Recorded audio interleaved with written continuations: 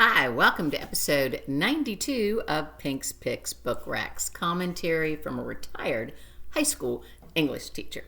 As promised previously, I'm continuing my reviews of books released in 2023. Today's debut novel by Mikki Brammer boasts both a clever title and an ingenious premise. In the Collected Regrets of Clover, the titular Clover Brooks is a death doula. What, you may ask, is that?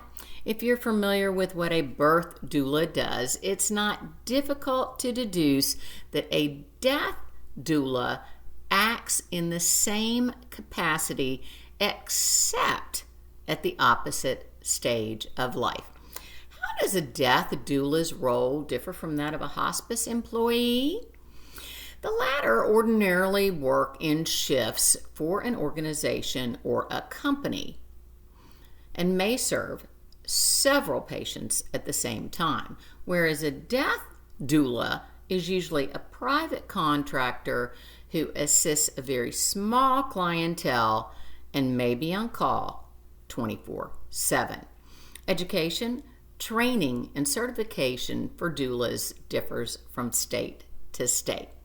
Our 36-year-old protagonist got her undergrad in sociology and her master's at the Sorbonne, writing her thesis in thanatology.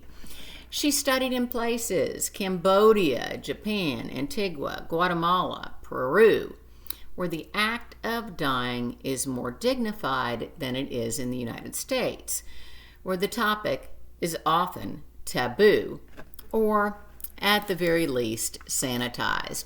Clover believes that shepherding a dying person through the last days of their life is a privilege, and giving someone the chance to be seen at their most vulnerable is more healing than any words.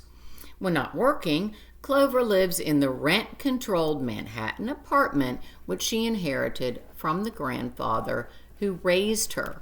Reluctant to relinquish her grandfather's relics and her childhood tchotchkes, the space remains a time capsule.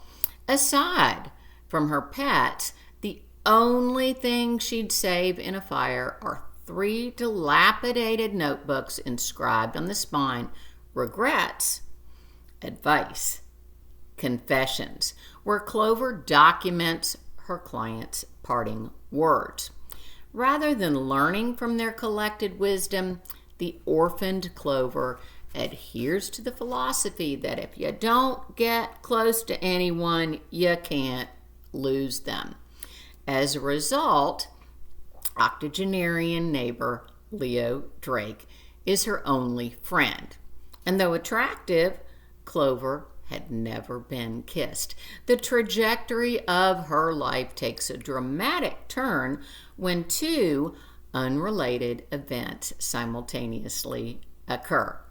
Sylvie moves in downstairs, and Sebastian, whom she meets at a death cafe, starts, seemingly, stalking her.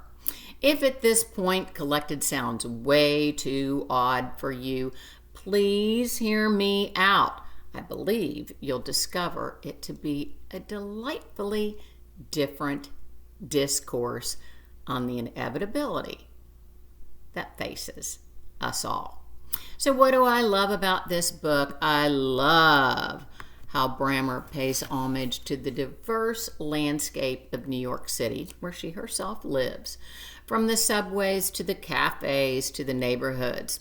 I love her effective use of flashback to reveal Clover's childhood traumas that shattered her self-confidence, yet led to a profession where she is a compassionate expert. I love Brammer's character development and self-deprecating, tender tone. Regarding her friendlessness, Clover muses, "To be fair, my fascination with death didn't help matters, especially during high school. It probably wasn't smart to focus all 3 of my 9th grade social studies projects on death. or to write a poem for English class from the perspective of a mortician.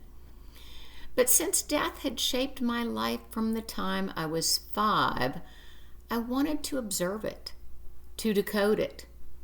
I wanted to find sense in the thing that felt so senseless.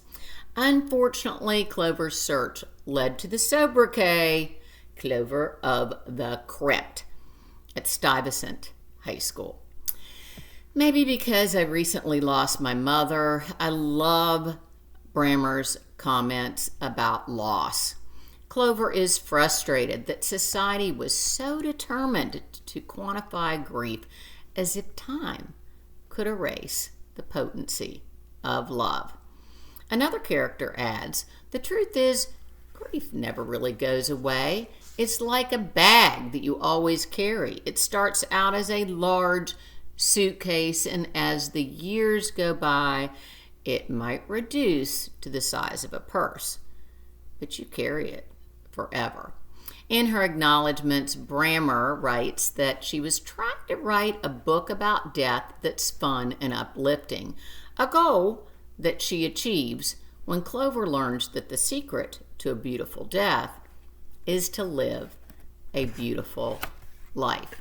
Putting your heart out there, letting it get broken, taking chances, making mistakes. This reminds me of Andy's jailhouse advice to Red in Shawshank Redemption. Get busy living or get busy dying. I give the Collected Regrets of Clover a well-earned A. Collected combines comedy and poignancy. If you're interested in a more sardonic approach to death, I might suggest 6 Feet Under, which is now on Netflix, a somewhat dark dramedy that debuted in 2001. Until next time, turn off your phones, live your best life, and do your homework. Bye-bye.